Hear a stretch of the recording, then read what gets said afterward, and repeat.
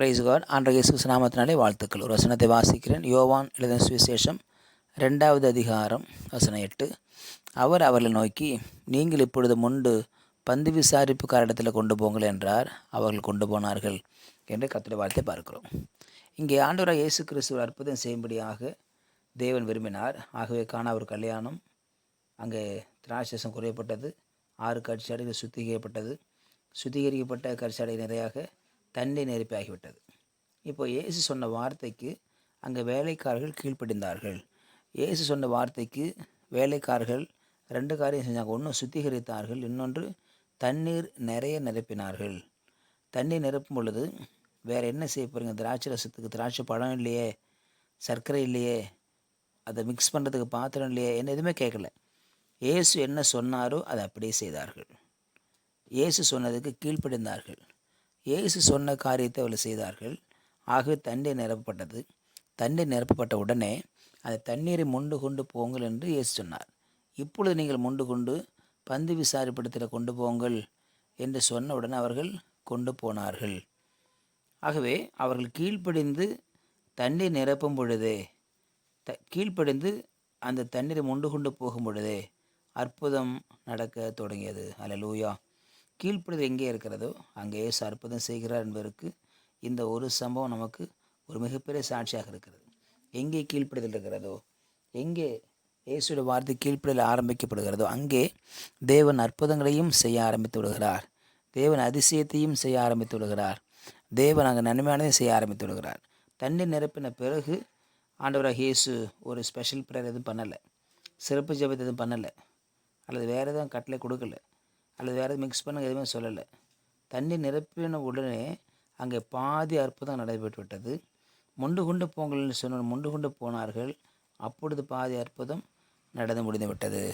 முன்னிட்டு போகும் பொழுது அது திராட்சரசமாக மாறிவிட்டது என்று சொல்லி பார்க்கிறோம்.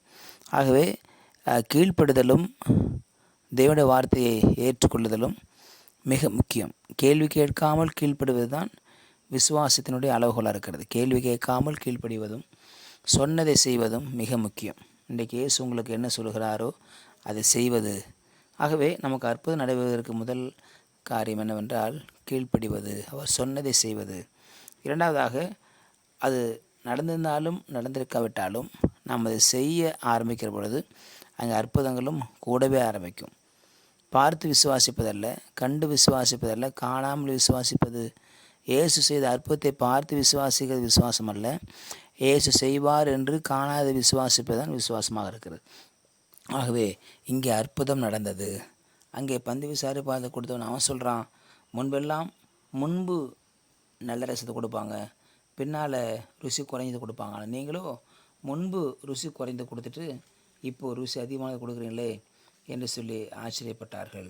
அப்போது இயேசு செய்கிற அற்புதம் அது சாதாரண திராட்சை ரசத்தை காட்டிலும் ருசியுள்ளதாக இருக்கும். சாதாரண திராட்சை காட்டிலும் அதிக ருசியுள்ளதாக இருந்தது. ஆகவே தான் இயேசு இங்கே அற்புதம் செய்தவர்களை ஆச்சரியப்படுத்தினார். இன்றைக்கி நமக்கும் இயேசு அற்புதம் செய்ய ஆவலாக இருக்கிறார். செய்ய வேண்டியது என்ன? கீழ்ப்படிதல், அவர் சொன்னதை செய்வது, எந்த எதிர்பார்ப்பு இல்லாமல் விசுவாசிப்பது, எந்த எதிர்பார்ப்பு இல்லாமல் செய்ய ஆரம்பிப்பது, அதுதான் விசுவாசம். ஆகவே தேவன் நமக்கு செய்வார், நமக்கும் அற்புதங்களை காண பண்ணுவார், நமக்கும் அதிசயத்தை காண பண்ணுவார். அவர் சொல்வதை செய்வோம். நம்முடைய வாழ்க்கையில் அதிசயங்கள் அற்புதங்களும் பக்கத்தில் இருக்கிறது. ஆக கீழ்ப்படுகிற பொழுது, கீழ்ப்படிந்து கொண்டே இருக்கிற பொழுது அற்புதங்கள் செயல்பட ஆரம்பித்து விடுகிறது. நம்முடைய வாழ்க்கையில் கீழ்ப்படிவோம், கர்த்தருடைய ஆசீர்வாதத்தை பெற்றுக்கொள்வோம். ஆபிரகாம் கீழ்ப்படிந்து தூர தேசத்துக்கு போனார். தேவன் அவரை ஆசீர்வதித்தார். பூமி தாங்கக்கூடாதபடிக்கு செல்வ சீமானாக இருக்கிறார் என்று சொல்லி வேதம் சொல்கிறது. ஆகவே தேவன் நம்முடைய வாழ்க்கையிலும் அற்புதம் செய்வார். நாம் அவருடைய வார்த்தை கீழ்ப்படிவோம். நம்முடைய வாழ்க்கையில் கர்த்தர் பெரிய காரணம் செய்ய நம்ம மகிழ பண்ணுவோம். ஜெபிக்கலாம். பரிசுத்தபிதாவே, நாளுக்காக ஸ்தோத்திரம் பண்ணுகிறோம். ஆண்டவரே, கேட்ட வார்த்தைக்காக நன்றி. ஆண்டவரே, நாங்கள் உங்களுடைய வார்த்தைக்கு கீழ்ப்படிய உதவி செய்வீராக. எங்களுக்கு விருப்பம் இருக்குதோ விருப்பம் இல்லையோ, ஆனால் நீ சொல்கிற வார்த்தை முழுவதுமாக கீழ்ப்படிய ஆண்டவரே இயேசு உங்களுக்கு உதவி செய்யும்படியாய் நாங்கள் ஜெபிக்கிறோம். ஆண்டவரே, உமக்கு ஸ்தோத்திரம் பண்ணுகிறோம். உங்களுடைய கிருபைக்காரன் கூட நாள் செய்வதாக அதிசயங்களை காண பண்ணும்படியாய் நாங்கள் ஜெபிக்கிறோம். ஆண்டவரே, உமக்கு ஸ்தோத்திரம் பண்ணுகிறோம். உமக்கு கீழ்ப்படிந்து நன்மைகளையும் கிருபைகளையும் பெற்றுக்கொள்ள, உமக்கு கீழ்ப்படிந்து அற்புத அடையாளத்தை பெற்றுக்கொள்ள உதவி செய்யும்படியாக ஜெபிக்கிறோம்.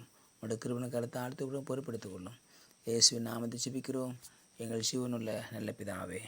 ஆமேன், ஆமேன். You will be succeeded.